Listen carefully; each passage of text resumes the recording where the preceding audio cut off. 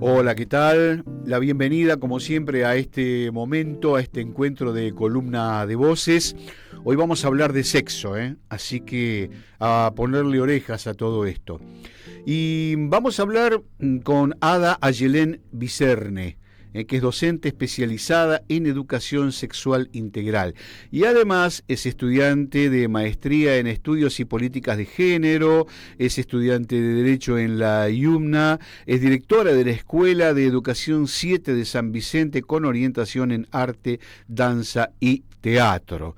Así que vamos a hablar acerca de estos temas que tienen que ver con el sexo, y una de las preguntas que tengo para hacerle es ¿cuánto sabemos los argentinos o la gente? ¿Cuánto sabe de sexo? Los que tenemos más de 60, algo sabemos por cuestiones de la vida, pero esas cosas en casa no se hablaban.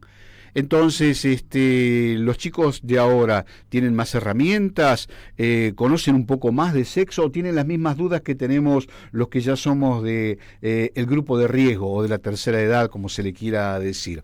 Bueno, vamos a hablar con Ayelén de todo esto. Ayelén, ¿cómo estás? Bienvenida y gracias por acompañarnos. Hola, buenas tardes, Hugo. Gracias por la invitación. Por favor.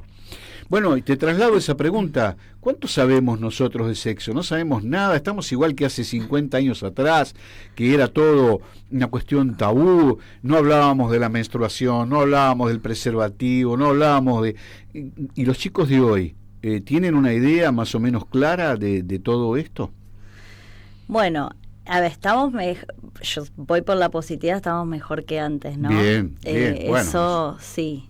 La verdad que los movimientos sociales, los movimientos feministas han impuesto agenda, y bueno, en base a eso hubo modificaciones, hubo leyes nacionales que fueron surgiendo, y bueno, dentro de una de esas es la de educación sexual integral, que tenemos la ley nacional y provincial. Justamente esta semana se trabaja específicamente, digamos, dentro de la agenda, el calendario oficial de educación, entre el 22 y el 25 de esta semana. Lo tenemos que trabajar específicamente, más allá de que los lineamientos y la ley establezca que se tiene que abordar de manera transversal, ¿no? Transversal a todas las áreas. O sea, estés dando matemática, educación física, inglés, naturales, lo que sea, tenés que darlo, ¿no? Educación sexual integral. Integral. Hay una ley Sí. que estuvo, podemos decir que es una ley olvidada, ¿no? Porque hace muchísimo tiempo que existía la ley, que creo que ya estaba reglamentada, pero no pasaba absolutamente nada, por diferentes presiones, ¿no? Sí, tal cual, de los sectores más religiosos, también políticos, ¿no? Políticos. Pero en realidad, bueno, la ley surge en el 2006, digamos, no es que no estuvo, digamos, sino que, bueno, no se implementó de manera efectiva. Exacto. Hoy, por ejemplo, este año y ya el año pasado, hay formaciones en servicio, en lo que es estatal, ¿no? De educación sexual integral, digamos, hay referentas que van a empezar a surgir de las diferentes áreas, hay cupos, cada 3 meses se renueva, digamos, así que eso ya se está de a poco implementando. Lo mismo, bueno, en las universidades, en los terciarios, no está todavía como materia obligatoria en los terciarios, sino, bueno, desde primer año como una opción de taller, ¿no? Bien. Como un espacio específico. Pero bueno, sí hay un avance. Y la verdad que, bueno, lo que hace la ESI es, digamos, generar ese espacio de escucha, diálogo, referido a lo que vos decías, ¿no? Bueno, hay una parte, si bien que se habla de específicamente de lo que es sexo, prácticas sexuales, pero también de las orientaciones sexuales, de las identidades de género, la afectividad, los derechos, ¿no? Esto de informarnos y de concientizarnos de qué derechos adquirimos, ya sean derechos sexuales, reproductivos y no reproductivos, la ley de interrupción voluntaria del embarazo, la ley 26.743 de identidad de género, ¿no? Digamos, no es que solamente se habla de sexos. A ver, y también qué temas, ¿no? Porque lo que se habla generalmente son, bueno, el uso correcto de los métodos anticonceptivos, ¿no? Dónde se pueden adquirir, en qué lugares, en los centros de salud, de atención primaria, hospitales. Digamos, lo que hace la ESI es esto de brindar información, sensibilizar sobre ciertos temas, ¿no? Concientizar y acercar también, bueno, cuáles son otros organismos estatales, ¿no? O del ámbito privado también, digamos, a dónde acudir como para para que nos acompañen en el desarrollo de la sexualidad, digamos. La ESI sirve como guía, ¿no? Es más orientativa. No hay respuestas, digamos, en lo que respecta a la sexualidad. Cada persona, digamos, va construyendo su sexualidad. No hay un ideal. Y sí, lo que sirve el espacio también es para erradicar prejuicios, tabúes. Bueno, vos hoy decías, antes había educación sexual, sí lo había, no de manera integral, como hoy, esa es la diferencia.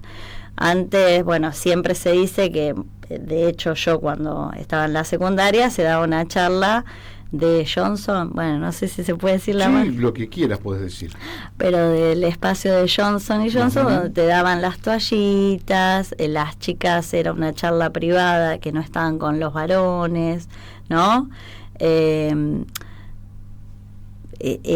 como una manera media burda, estigmatizante, ¿no? Para nosotras, las que nos reconocemos como mujeres o en ese momento, bueno, no sé, hablar del lesbianismo era como medio disruptivo, pero bueno, sí se daban esas charlas que más se ajustaban a la cis, yo digo la cis heteronormatividad, ¿no? Ese régimen político, religioso y económico que regulación de los cuerpos.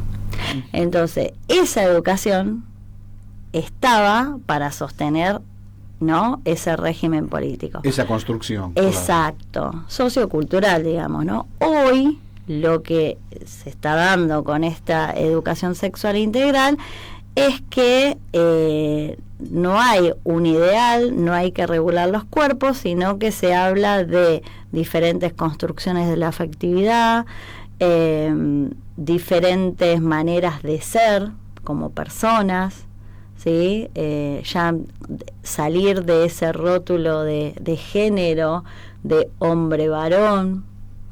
De hecho, bueno, con la aplicación efectiva de la ESI en las escuelas, por ejemplo, tenemos, creo que acá en Adrogué, si no me equivoco, que he venido a dar unos talleres a la Escuela Nacional, he visto que hay baños que ya no tienen género, sino que es propiamente dicho baño, ¿no? Que ingresa cualquier persona, ya no se habla de varones, mujeres, esa manera binaria de construcción, ¿no? Y heterosexual, que responde justamente a ese régimen político y de reproducción también, ¿no? Claro, y bueno. Claro.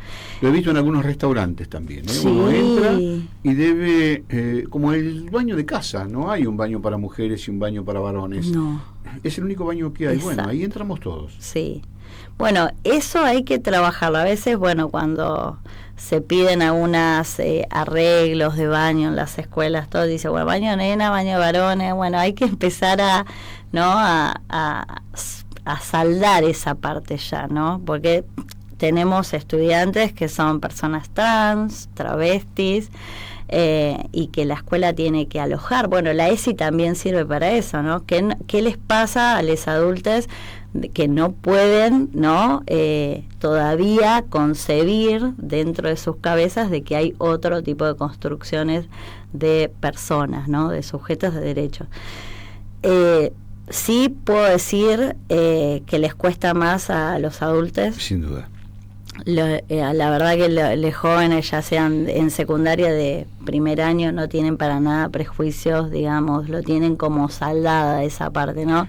Te dicen, tengo a mi tía que es trans, tengo a mi tío que es travesti, o sea, es como que eso ya sí, mi hermana está es lesbiana resuelto. y no pasa absolutamente nada. Exacto, sí, mi tío vino con su pareja, son gays y, viste, son activistas, y vos te encontrás y decís, esto es espectacular, pero bueno, en los adultos es como que cuesta. Tenemos, los más grandes, tenemos una construcción muy sólida, Sí. muy sólida, que viene con cimientos de miles de años. Sí. Y bueno, se hace muy difícil. Sí. Entonces, acostumbrarse, acomodarse a todo esto. Bueno, pero por lo que me contás, tenemos aseguradas algunas generaciones que van a venir con menos prejuicios, con menos carga, con menos inconvenientes en ese sentido y con una mayor amplitud, ¿no? Con la cabeza un poquito más abierta. Sí, sí, sí, sí. Sí, los jóvenes se están expresando, eso es genial, porque bueno, también hay, lo digo desde la escuela, también en la escuela tiene que generar esos espacios de escucha, ¿no? Y de diálogo y de consenso también, que bueno, lo del consenso es como más difícil, pensando en las familias, que a veces, por ejemplo, a mí me pasó como directora, estando este año, que yo digo, bueno, el guardapolvo ya es algo que ya está, se tiene que eliminar, ¿no?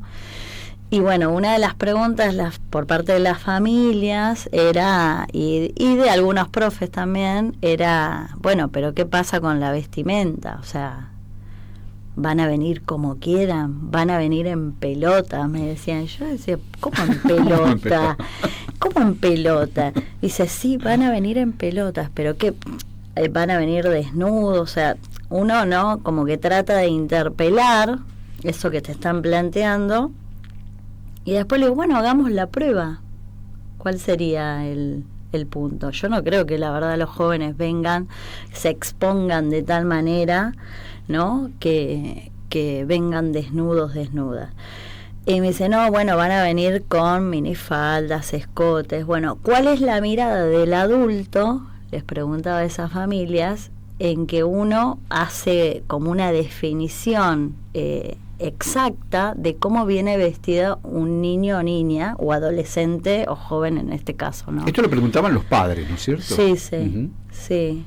Surgieron así situaciones de que venían indignadas diciendo, viene en pelota porque vino con un jean ajustado que le clavaba no sé qué, y yo digo, ¿en qué momento su mirada, señora, bajó de la vista de ese niño o niña, ¿no? O adolescente?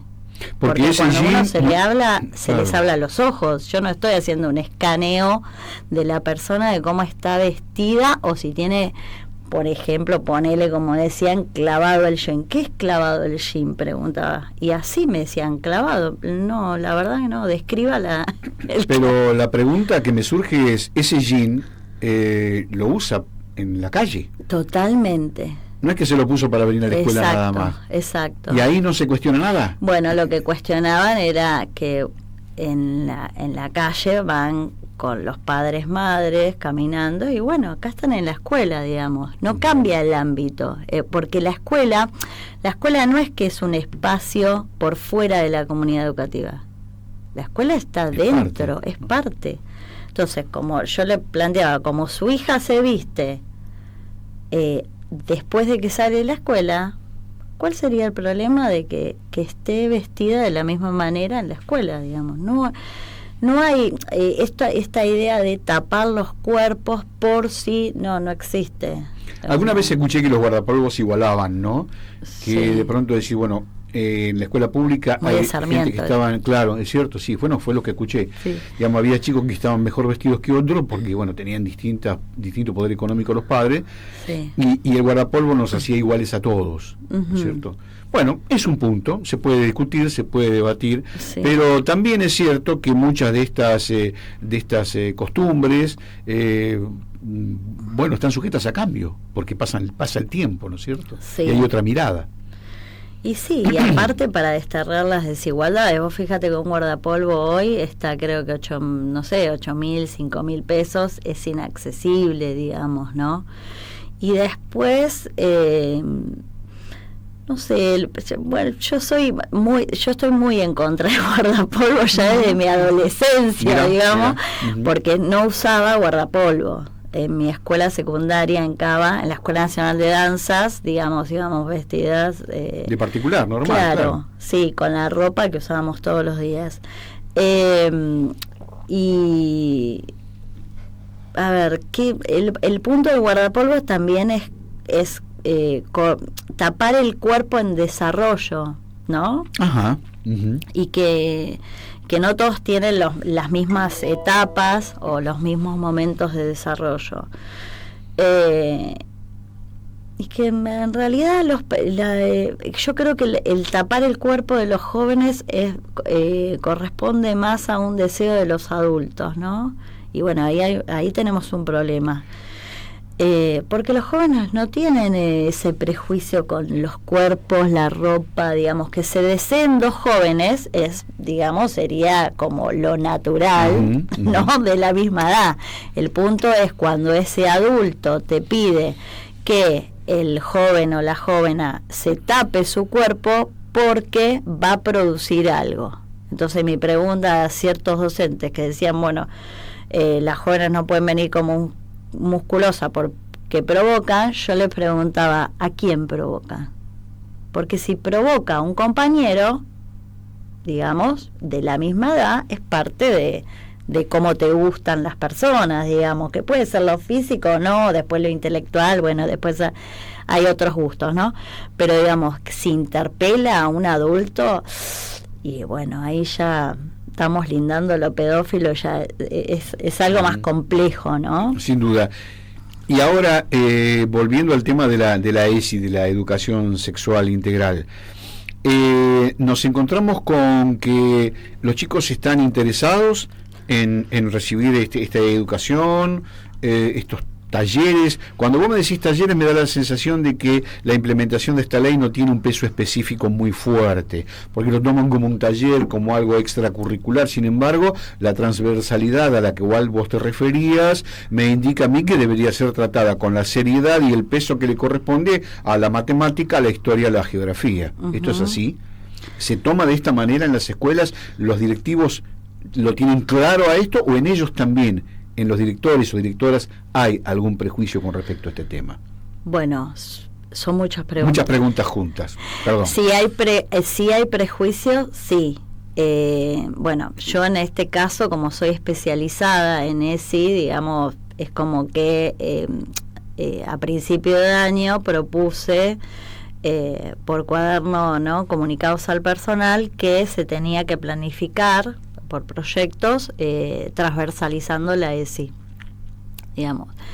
Eso en realidad no es que se me ocurre a mí, sino que surge de la ley. De la ley. ¿Sí? Ese es, digamos, al ideal al que tenemos que aspirar y al que tenemos que trabajar para que eso se efectivice. Bueno, y vamos a la docencia. ¿Qué dicen los docentes, las maestras, los maestros? Hay docentes que expresan, no estamos preparados, no estamos formados. Bueno, salieron las formaciones, no se anota casi nadie.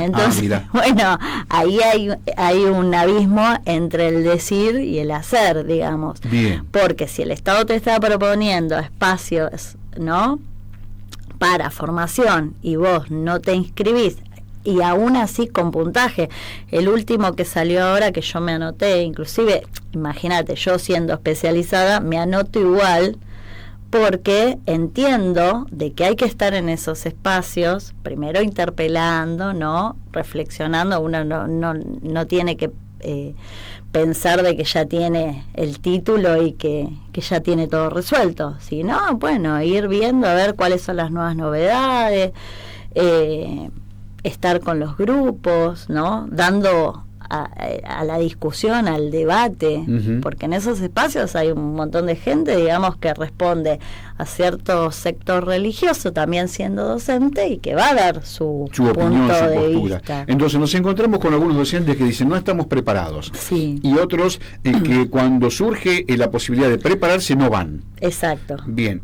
Dentro de ser, aclaro, dentro de la carga horaria de servicio, no por fuera. Claro, eso es importante, digamos. Es en servicio, porque una de las demandas, digamos, los movimientos feministas era formación o capacitación en servicio. Bueno, bien. Y la otra punta del tema, los padres, ¿qué dicen cuando se enteran que le van a dar educación sexual a sus hijos en la escuela como una materia más? Primero, que no hay que avisar. No hay que avisar. No es necesario. La ley contempla justamente que uno, al transversalizar, no tiene que estar diciendo, bueno, hoy voy a hablar de las madres de Plaza de Mayo desde una perspectiva de género y de derechos humanos, digamos. Ya ahí, por ejemplo, desde lo histórico se puede abordar un montón y no necesariamente estar explicando.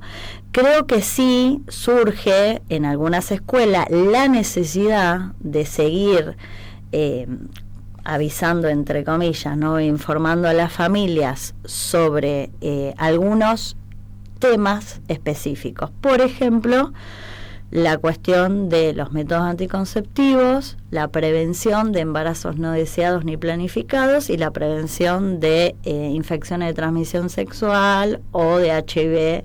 Sí.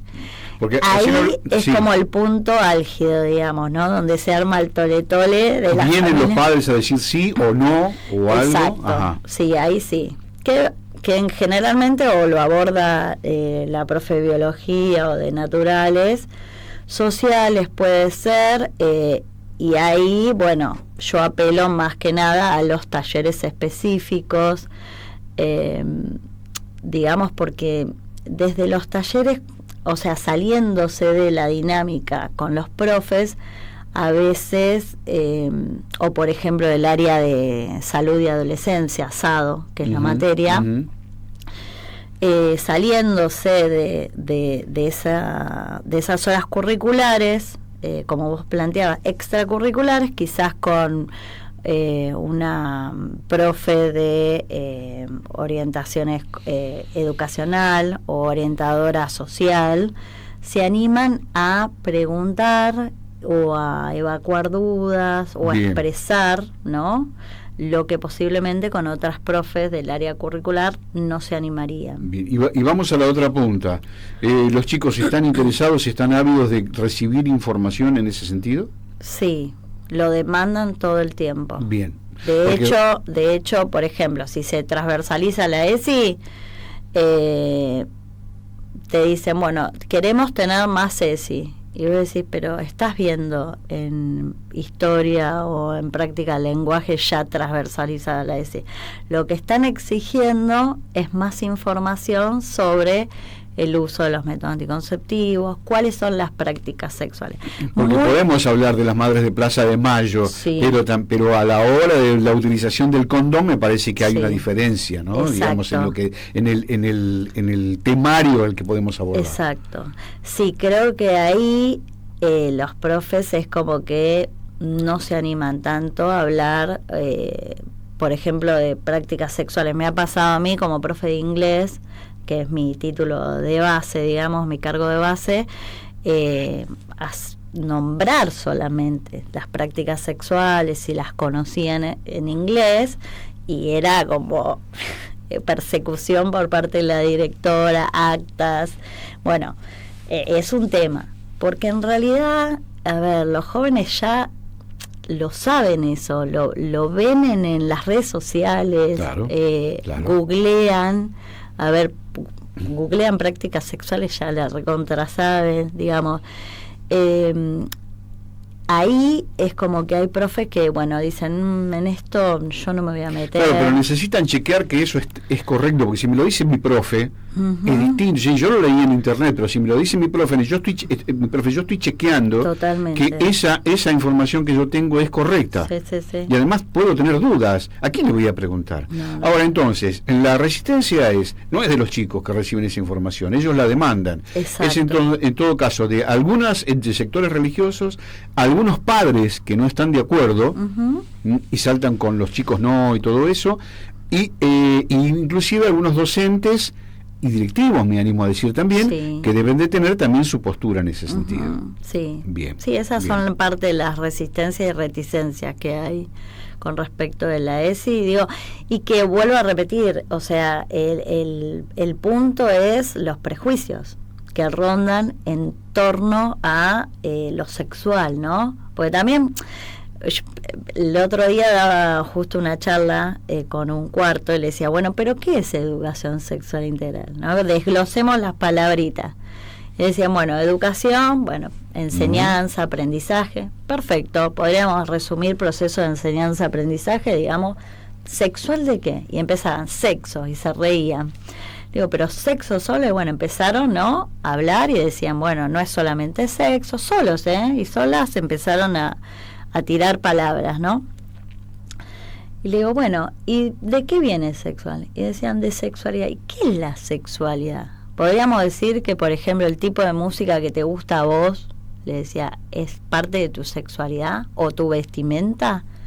Y decían, bueno, sí, no. Es una buena pregunta. Y decía, sí. Se ponían a pensar, en un momento me decían, sí, Dire, ¿sabes que sí? Porque yo, a ver, de manera como me he visto, estoy explayando mi sexualidad, ¿no? Y es parte constitutiva nuestra de cómo nos construimos como personas.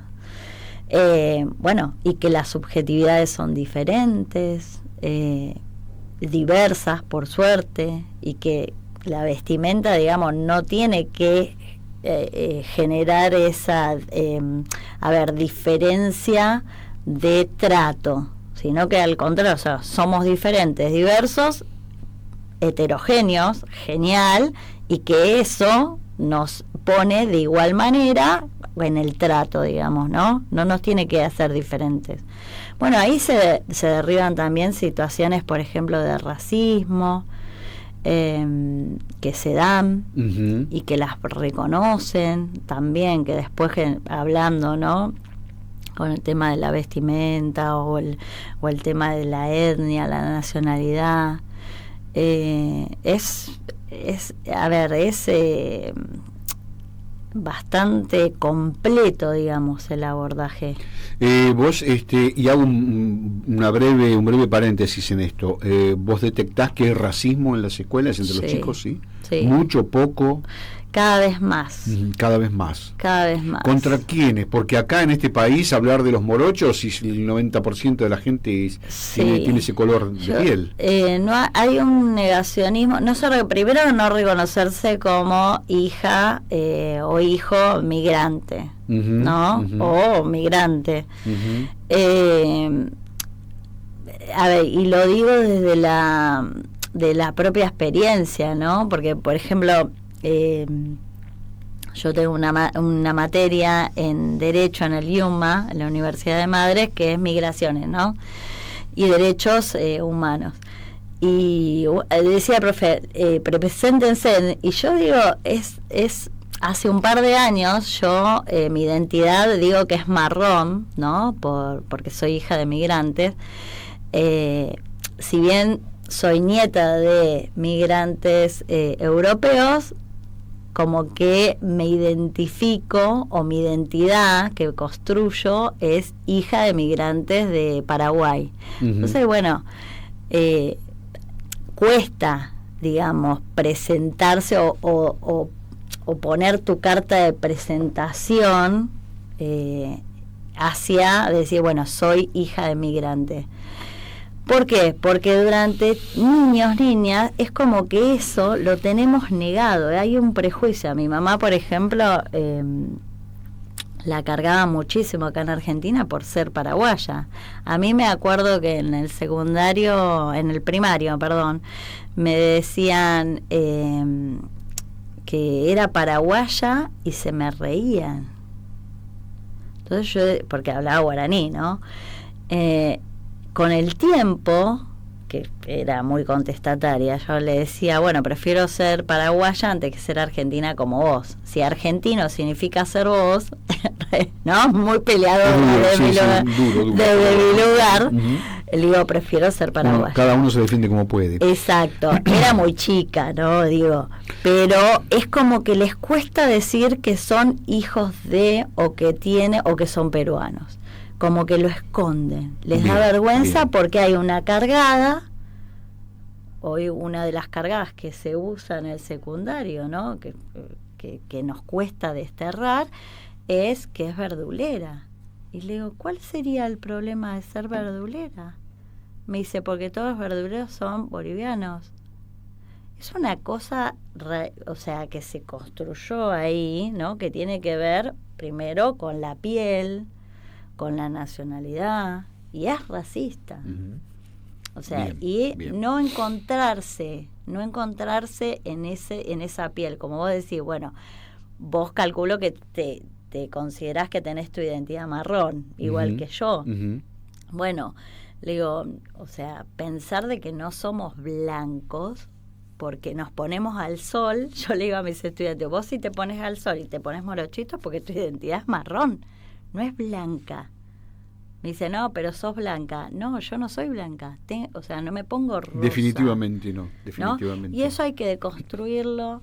Es bastante difícil. Les cuesta mucho a los profes también hablar, tener una mirada también antirracista. Ujú, ujú. Como que queda la cargada en el aula y, bueno, en omitir esa cargada, ¿no? O esa discriminación, porque es una discriminación, esa discriminación eh,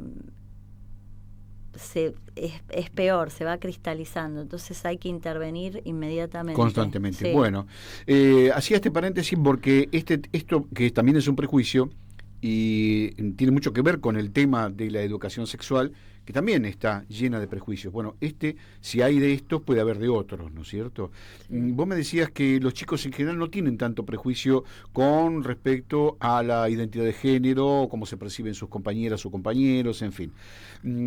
Pero deben de tener dudas con respecto a la educación sexual. ¿Qué es lo que más te consultan? ¿Qué es lo que más te preguntan a la hora de tener una charla o una clase de ESI? Lo que más preguntan es, o que se embarullan, es lo que es el sexo biológico, que lo tienen muy binario, ¿no? Ujú. Establecido. O sea, ellos piensan que se nace varón y se nace mujer y que después, bueno, una persona se hace trans.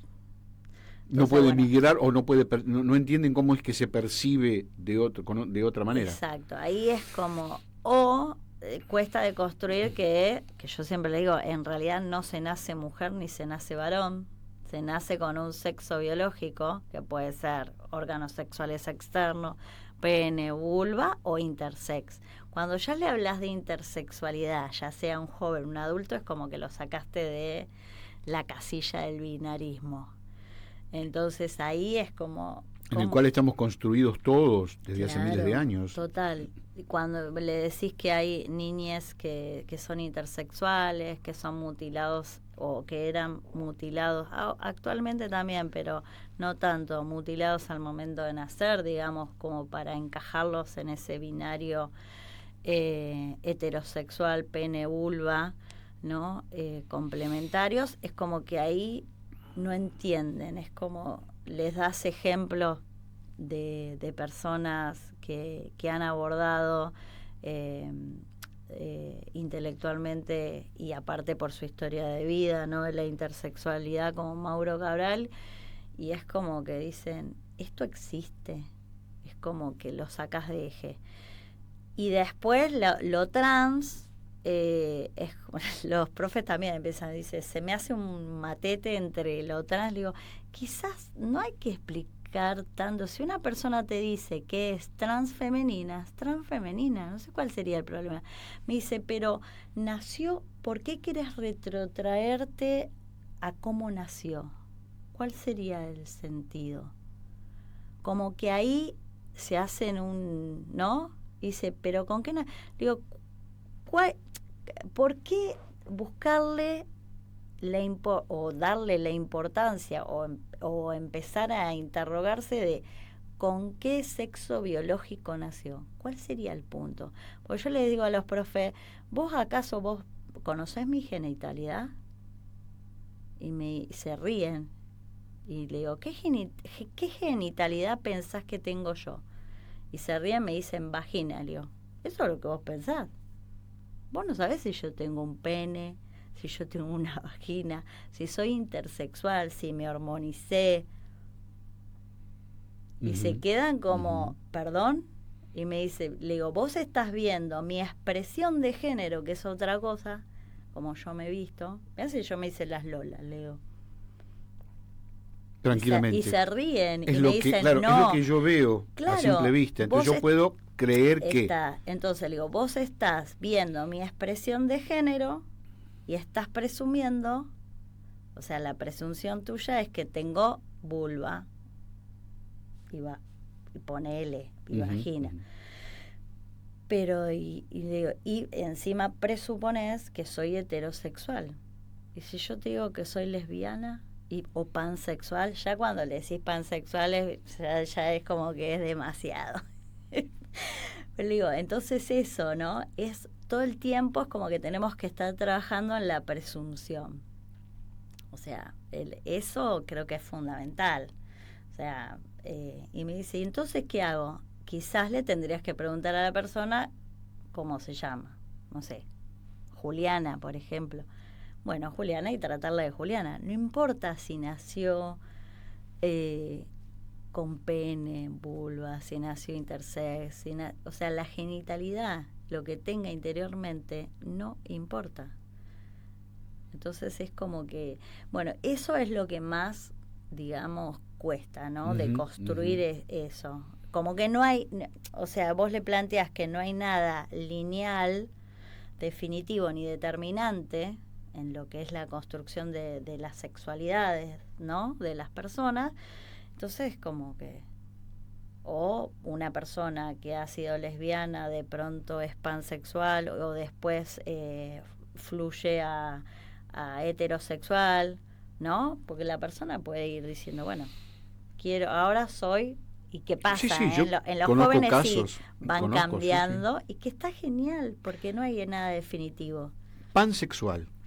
Sí. Dame una definición, porque para mí es una palabra nueva. Bueno, pansexual somos las personas, digamos, que nos gustan, o sea, que nos pueden llegar a gustar, o podemos llegar a relacionarnos, o tener sexo, o alguna relación afectiva, digamos, con todo tipo de personas, independientemente del género, ¿no? Al que se sienta identificado.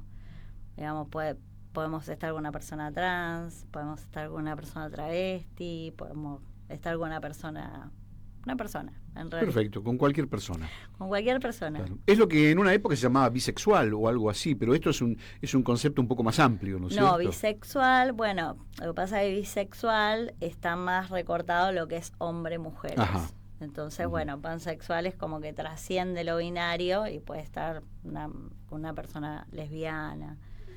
Con quien se presente. Vos desees, digamos, perfecto. Se rompen las estructuras.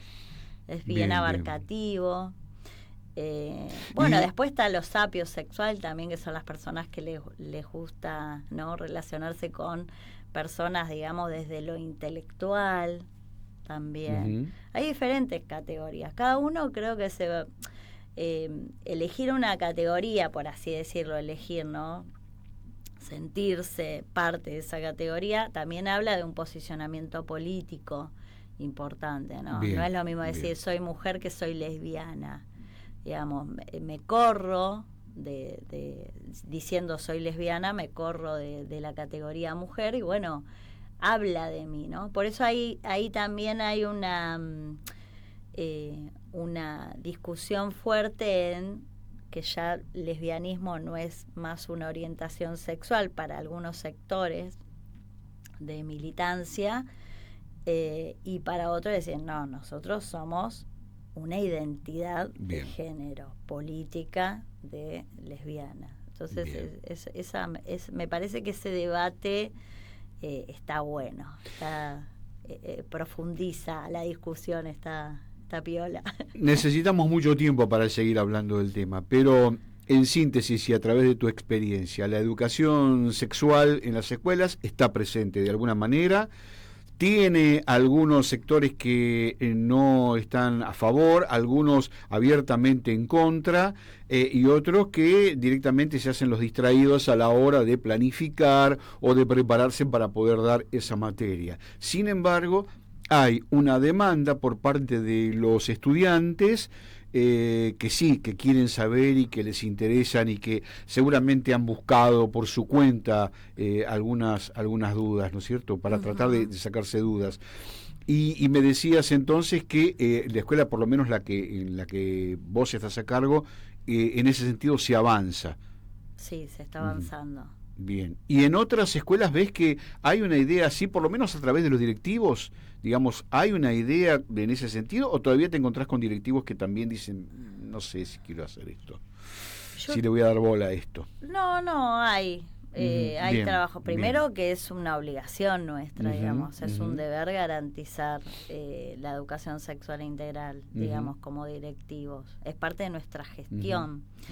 Sí hay, bueno, vuelvo a repetirte, algunos temas. Eso y bueno, y otro tema que está así como medio, ¿no?, en retroceso debido a algunas manifestaciones de algunos candidatos políticos partidarios de la nueva elección, es la interrupción voluntaria del embarazo.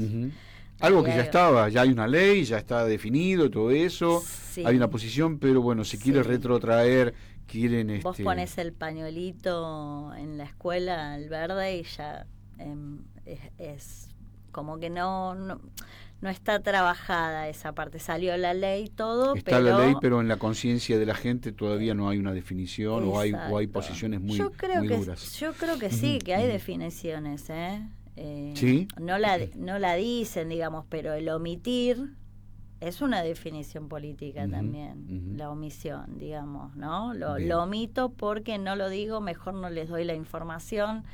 Yo creo que ahí hay una trinchera importante y que hay que seguir dando el debate, porque bueno, nada, tienen que ejercer su derecho a elegir si quieren continuar con un embarazo o no. Bien. Y que bueno, en el cuerpo de cada persona las ideas de otras no tienen injerencia, digamos, ¿no? Mi cuerpo, mi decisión, eso tiene que quedar clarísimo. Y también es un eje importante, mi cuerpo, mi decisión, de la educación sexual integral. Digamos, está todo entrelazado, ¿no? Y bueno, nada, y pensar también que la ESI vino a transformar qué es lo instituyente dentro de lo instituido, y que esa banderita se la apropiaron los jóvenes. Y me parece que eso, y los jóvenes y algunos docentes que acompañan muy bien, y directivos también que acompañan. Bueno, así que podemos decir que en ese sentido estamos un poco mejor que hace unos 40 años, 50 años. Pero siempre lo que está por venir va a ser mejor.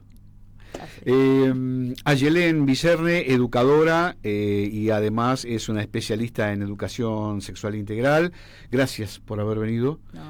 Seguramente vamos a volver a conversar porque hay muchos temas y cuando uno aborda alguno de ellos surgen nuevas dudas, pero eso está bueno porque el tema se mantiene activo y vigente. Así que te agradezco mucho esta primer visita y bueno, ya nos volveremos a encontrar. Buenísimo, cuando quieran. Gracias. Y gracias a ustedes también por estar allí. Nos despedimos hoy y nos vemos en un próximo encuentro de Columna de Voces. Hasta cualquier momento.